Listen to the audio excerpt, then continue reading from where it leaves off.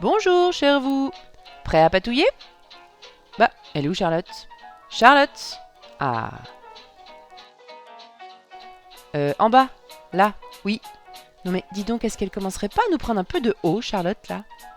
Ça la fait marrer en plus. Bonjour Charlotte. Bon, qu'est-ce qu'on fait aujourd'hui? Allez, réfléchis. Noël approche, on est plus ou moins coincés chez nous. C'est le moment d'avoir une idée. Oh, elle s'est mise aux effets, ça promet. Un tangram aimanté en pâte polymère dans sa jolie boîte. Qu'est-ce que vous en pensez? Bon, on avait déjà une boîte, donc on a imprimé un modèle de tangram à la bonne dimension et on l'a découpé. On a préparé 7 couleurs différentes, une pour chaque pièce, et on a commencé par manipuler la plus claire. Toujours commencer par utiliser les couleurs les plus pâles pour travailler proprement. Servez-vous de votre baguette magique et tchac! Depuis le temps que je vois des trucs comme ça dans les tutos de cuisine. Allez, prenez vos gabarits et découpez proprement chacune des formes 2 fois. Utilisez de la pâte Burke et préparez une nouvelle plaque unie dans laquelle vous allez de nouveau découper chacun des éléments une fois. Ah bah oui, ça va vite, mais sinon je fais des vidéos de 34 minutes alors. Vous devez avoir 3 découpes de chaque forme, 2 en couleur et une en gris. Alors, on va avoir besoin de polymère liquide, de petits aimants cylindriques, stick, stick, et d'un petit emporte-pièce rond d'un diamètre équivalent à vos aimants, en tout cas pas plus petit. Pour les plus grandes pièces de votre tangram, pensez à placer 2 aimants, de manière symétrique. On commence par percer 2 trous sur l'une des 2 formes en couleur.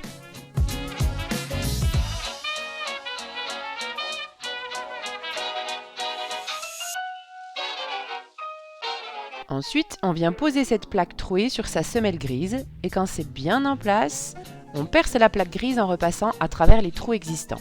Bon, je suis contente que vous ayez les images, parce que je suis pas sûre d'avoir compris ce que je viens de dire. Quand c'est fait, on recouvre avec la dernière forme et on lisse, histoire de bien souder tout l'ensemble.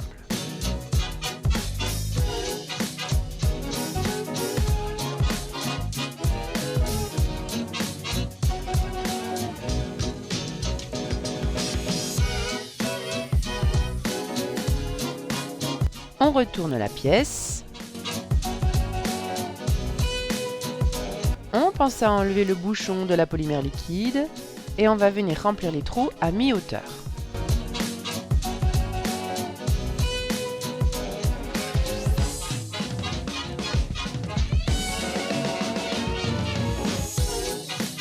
On dépose doucement les aimants sur la polymère liquide et on lisse un petit coup, histoire de bien tout mettre à niveau.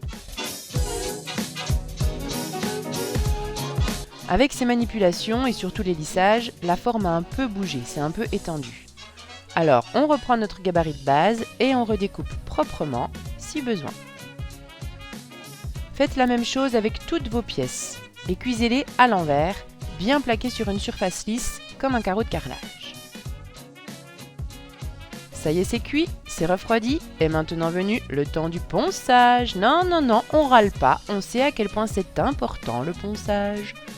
Ben oui, pour l'instant, même si on a essayé de couper proprement, les côtés et les arêtes de chaque pièce sont irrégulières. Et pour manipuler un jeu comme ça, c'est pas très agréable. Donc, on prépare une surface de travail avec un récipient qui contient de l'eau froide et quelques gouttes de liquide vaisselle, et on utilise du papier de carrossier.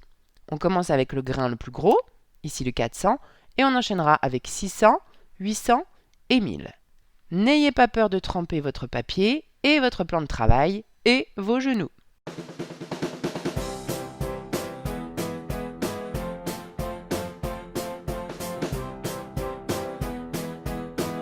Une fois que vous avez bien poncé toutes vos pièces jusqu'au grain le plus fin, vous pouvez arrêter le moment cracra.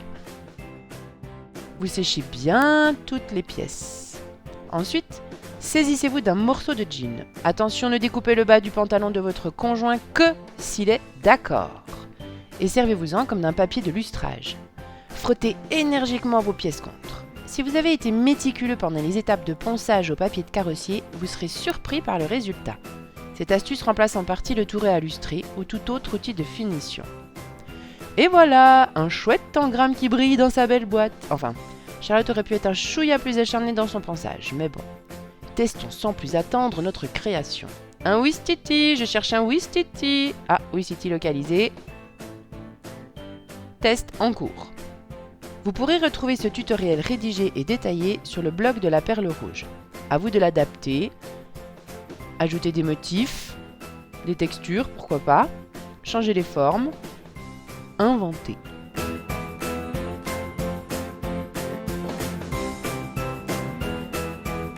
Ça vous a plu? Alors à bientôt! Je vous embrasse, mais chut, le dites pas, on n'a pas le droit.